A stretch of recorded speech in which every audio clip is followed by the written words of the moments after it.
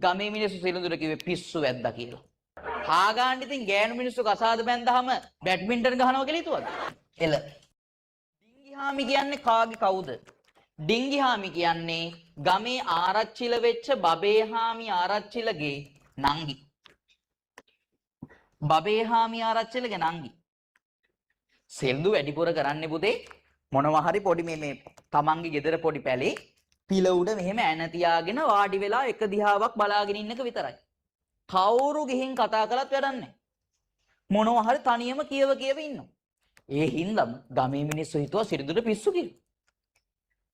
සිලිඳු දඩයක්කාරී සත්තු මරණයකෙක් ඒ වගේම සිලිඳු පිස්සෙක් වගේ තනියම කියවන හින්දා ගමේ මිනිස්සු සිලිඳුට කිව්වේ පිස්සු වැද්දා කියලා. මේ පිස්සු වැද්දා වුණාට ගමේ මිනිස්සු දැනගෙන හිටපු තව නැන්චුහාමි. නැන්චුහාමිට මල්ලි කෙනෙක් හිටියා. යාළු වෙලා හිටපු මල්ලි කෙනෙක් නෙවෙයි. නැන්චු. ඒ ඉතින් බෑනේ ඔයාලත් එක්ක කරන්. නැන්චුහාමිට හිටියා දුරින් නෑ වෙන හරි ළඟින් නෑ වෙන හරි මල්ලි කෙනෙක්. මල්ලි කියන්නකෝ. එයාගේ නම බැඹුන් නෙවෙයි. බඹුන් නෙවෙයි. බඹුන් අප්පු. කතාවේ තියෙන්නේ කවුරු කියලාද? බඹුන් කියලා. එහෙමනේ ඉතින් අපි හැමෝම නම කොට කරනවනේ. නේද? බඹුන් අප්පු. බඹුන් අප්පු වයස අවුරුදු 25ක විතර මිනිහෙක්. ඒ හදිස්සියේ සිලිඳුයි ඩිංගිහාමි අතර මොනවා හරි දෙයක් වෙලා. ඇයි hina වෙන්නේ? මම මොකුත් කිව්වේ නෑ.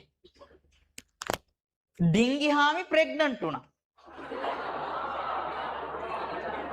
හාගාන්න ඉතින් ගෑනු මිනිස්සු කසාද බැන්දාම බැඩ්මින්ටන් ගහනවා කියලා හිතුවද? හරි. වේලු කරන්න එපා. කොහොම හරි මේ ගමේ උන්ගේ පොඩි මෙහෙම එකක් තිබුණා. මං කිව්වා නේද ගමේ උන් මිත්‍යාව විශ්වාස කරනවා කියලා. මේ ගමේ උන් හැමෝම හිතුවා පුතේ මේ කෙල්ලෝ ඉපදෙන එක ගෙදෙට්ට මූසලයි කියලා. ඔව් නේද? හරි. ඒකනේ ඒගොල්ලෝ එහෙම හිතුවේ කෙල්ලෙක් ඉපදුනොත් එහෙම තාත්තට සිද්ධ වෙනවා කෙල්ල පොඩි කාලේ ඉඳලා ඇති දැඩි කරලා කණ්ඩ බොණ්ඩ දීලා ඒ කෙල්ලෝ වෙන එකෙක්ට කසාද බඳලා දෙන්නත් ඒ වගේම පුතේ සිද්ධ වෙනවා මොකක් කරන්නද? දෑවැද්දකුත් දෙන්න.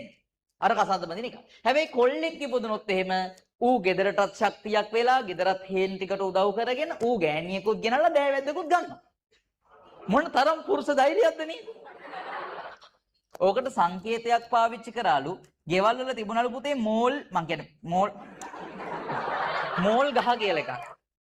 ඒකේ එක පැත්තක් විල්ල පැත්ත. ඒ කියන්නේ කැලෙනවට ගහලා තියෙන පොඩි කොපුවක්. මේ පැත්ත පුතේ කොටන පැත්ත.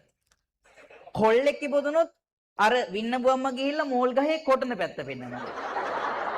හන්දනේ කෙල්ලෙක් නම් විල්ල පැත්ත පෙන්නනවා. අලුත ඉපදිච්ච කෙල්ලෝ දෙන්නට නම් දැම්මා. පොඩි කෙල්ලට දැම්මා හින්නිහාමි. ලොකු කෙල්ලට දැම්මා පුංචි මැනිකා.